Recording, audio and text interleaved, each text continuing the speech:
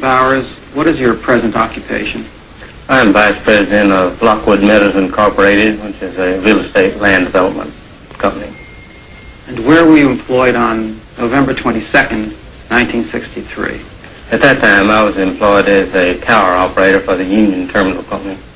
And where were you at about 12:30 that day? I was at the south end of the terminal of the tower building, rather looking down toward the terminal and observing the motorcade as was everyone else in the area. Could you tell us what you heard and what you saw from about 12 noon until the time that the shots were fired? Well, for some time that morning, since perhaps 10 o'clock in the morning, we had the area pretty well sealed off, and the policemen had been stationed on the triple underpass as well as other strategic corners in the area, so that there was very little traffic moving into this area at this time. This is a dead-end area which is used primarily for parking. After 11 or 11:30, there was practically no movement in the area whatsoever. However, about 12:10, give or take 5 minutes, there was a car which entered the area and probed around for some time. This car was a 59 Oldsmobile station wagon with a out-of-state license. It was muddy as if it had just come in off of the road from some area where it was a red sandy area. It was occupied by one male who spent 3 or 4 minutes in the area looking it over, and then as he found out, left by the entrance, which is the only way in and out of the area at that time. Not too long after that, perhaps 5 or 6 minutes, a car of a totally different description, also occupied by one male, entered the area. Now, this man performed a similar action, and he toured down around the area, probing to examine the exits, and seemed at one or more occasions to have a mic or something resembling such an instrument up to his face. Just a few moments after that, the third car came into the area, and these were the only 3 cars that entered this area during this specific period. The third car was a 61 or 2 Chevrolet. This car was muddy all the way up to the windows as if it had just come in off the road.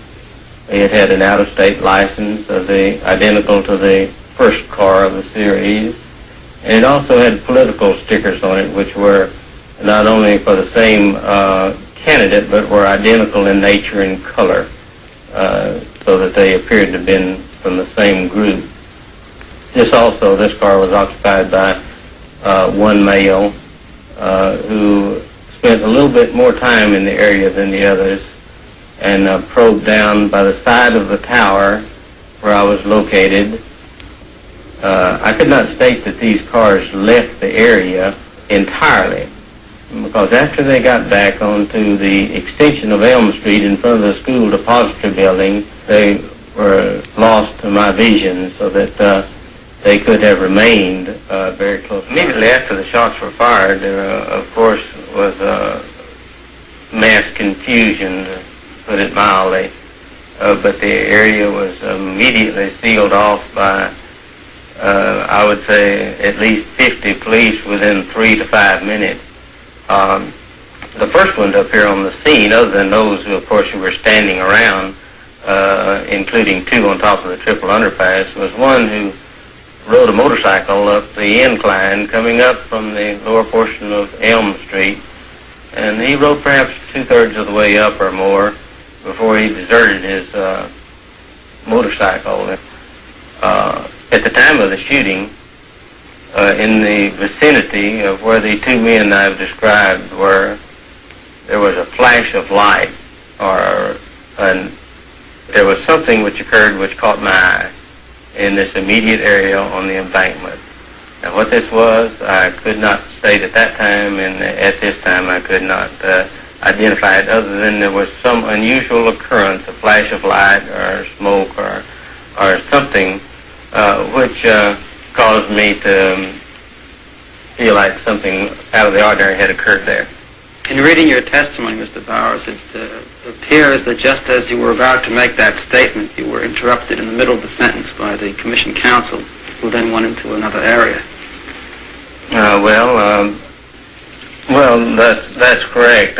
I was there only to tell them what they asked, and so that when they seemed to want to cut off the conversation, I felt like that was, as far as I was concerned, that was the end of it. Mr. Bowers, how many shots did you hear?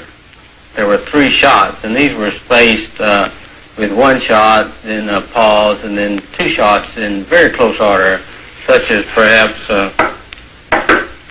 almost on top of each other, while there was some pause between the first and the second shots. Did you tell that to the Dallas police? Yes, I told this to the police, and then also told it to the FBI, and also I had a discussion 2 or 3 days later with them concerning this, and they made no comment other than the fact that when I stated I felt like the second and third shots could not have been fired from the same rifle, they reminded me that I wasn't an expert, and I had to agree.